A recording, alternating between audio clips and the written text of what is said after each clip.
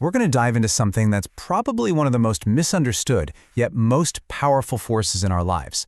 I'm talking about silence. But, and this is a big but, it's not what you think. It's not just about the absence of noise. Oh no, it's about the presence of something way, way deeper. Wow. Just let that sink in for a second. I mean, that one line just flips the whole script, doesn't it? It's asking us to think about silence not as some, luxury we try to find in our busy lives or just empty space. No. It's the original state of being. The canvas, right? The canvas that was there before the universe was even painted.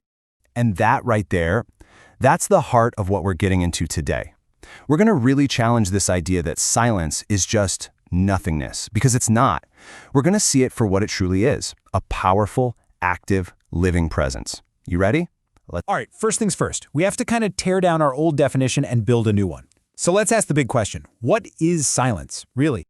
So on one side, you've got the way most of us think about it, right? The misconception. Silence is just a void, a barren wasteland with no sound. But the reality, well, that's a whole different story. It's so much more vibrant. Think of it like fertile ground. It's the very field, the context, that's needed for sound to even show up in the first place. I love this metaphor. It's just perfect. Just think about it for a sec. You see clouds drifting across the sky, right? They come and go. But the sky itself, it's just there. It's vast, it's unchanged. Noise is exactly like the clouds. It's just a temporary thing passing through this massive, ever-present backdrop of silence. And this is where things get really interesting.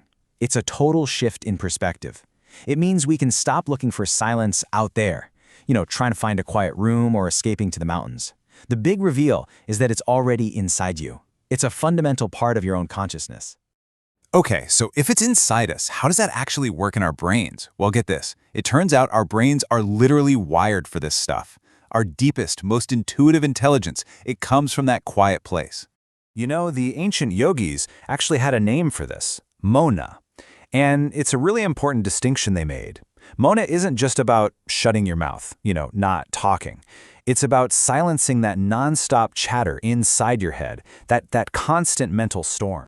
And as you get closer to that state of mana, something pretty wild starts to happen. That part of your mind that's always analyzing, always asking questions, it just stops.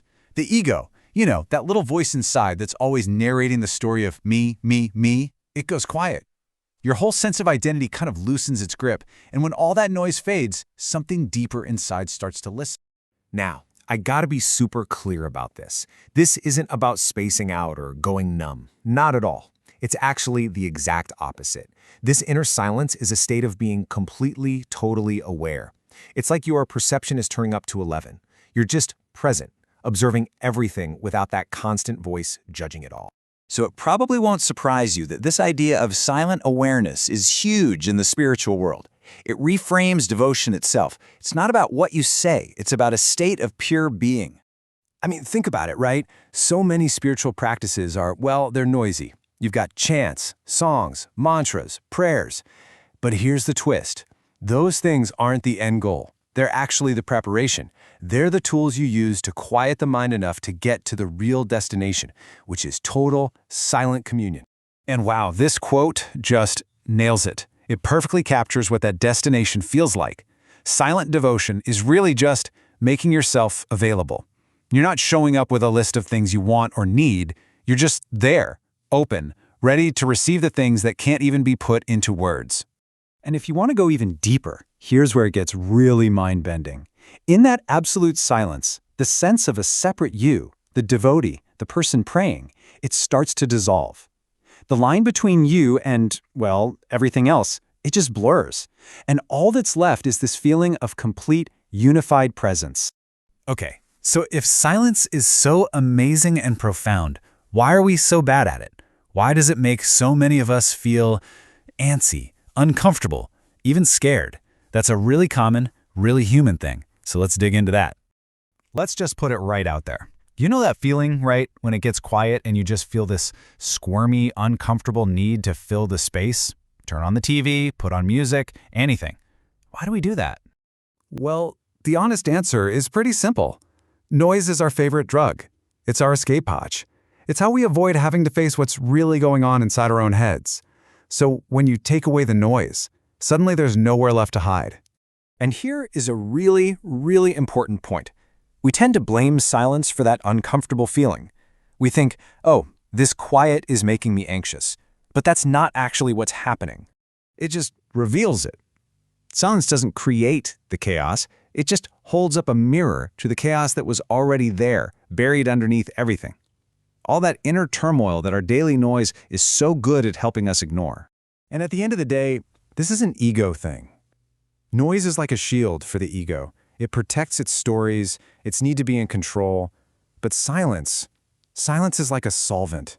It starts to dissolve that whole structure. And that's why we fight it so hard. And that's why being quiet actually takes a ton of courage. Okay, so this all sounds great in theory, but how do we actually do it? Let's shift gears and think of silence as a kind of technology for being, something you can actually practice. Look, the actual practice sounds almost too simple. Step 1, just sit. Seriously, no phone, no TV, no distractions. Step 2, just observe.